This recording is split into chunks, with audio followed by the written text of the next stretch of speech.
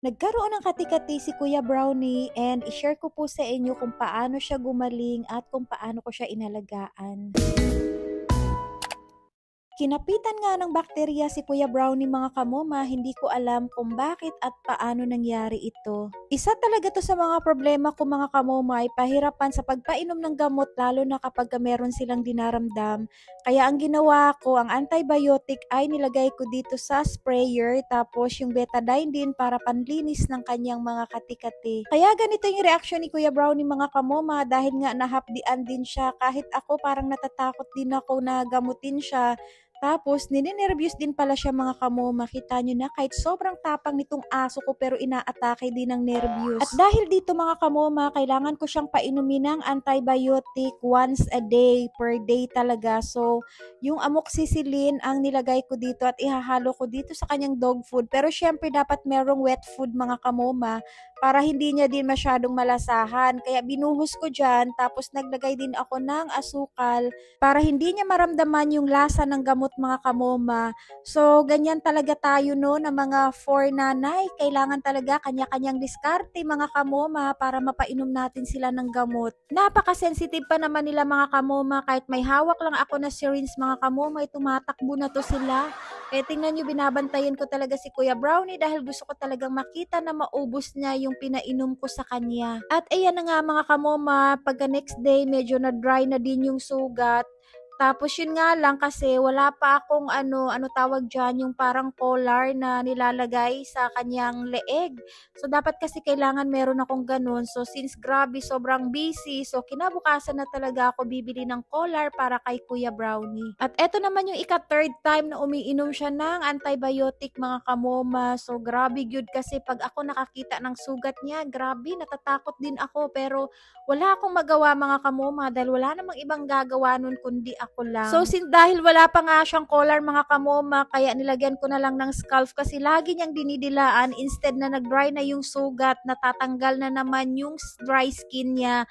Kaya bumabalik na naman sa dati. Kaya yan yung muna temporary na ginawa ko para kay Kuya Brownie. Ako talaga kasing nanginginig sa takot mga kamoma, pero kahit takot ako dito, wala talaga akong choice. Syempre, tayo ang gagawa. Wala naman tayong ibang maaasahan. Yung mga ganitong pangyayari kasi mga kamoma, dapat maagapan talaga natin. Kasi kapag hindi ay talagang aabot yan sa buong katawan nila. Kaya napaka-importante talaga na magiging alerto tayo. Kaya pumunta na nga ako sa Ginger Pet Station Shop mga kamoma para makabili na rin itong ointment na Madre de Cacao at saka itong collar para kay Kuya Brownie para na rin sa kanyang safety kasi nga lagi niyang dinidilaan.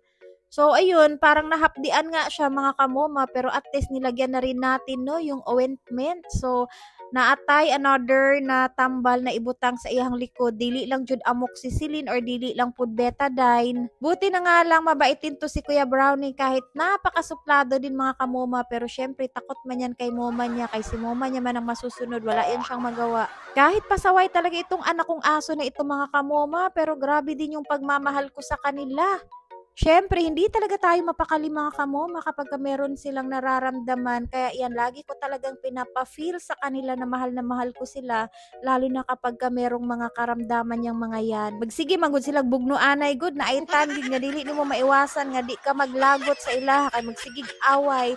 So, ayan, after 3 days nakita nyo na yung resulta mga kamoma. Nag-dry na good in town siya. At syempre, hindi ko muna siya pinakain ng chicken mga kamoma kasi nga medyo malangsa tsaka yung isda. Kaya ayan, dog food at tsaka wet food nga yung pinapakain ko kay Kuya Brownie. So, ayan na, dang haligal na si Kuya Brownie. You know what haligal means is haligal masaya. So, masaya na nga si Kuya Brownie dahil nga nagkaroon siya ng collar and parang comfortable din naman siya sa kanyang collar mga kamoma. Kaya dalawa mo na sila ni Tino ang nilalagay ko dyan. Kay sige na sila guwar ni Coco, no? So then after 1 week mga kamoma, so ayan na nga po yung kinalalabasan. So tuyong-tuyo na nga talaga siya mga kamoma. So, gumaling na. Then, after 2 weeks, tuluyan na nga gumaling mga kamoma si Kuya Brownie. So, ayan na, sorry kung hindi ko kaagad sinabi sa inyo kasi gusto ko talaga na talagang totally na magaling na siya bago ko po ikwento sa inyo. So, ayan, waiting na lang yung mga balahibo niya na magtubo ulit. Yun lang.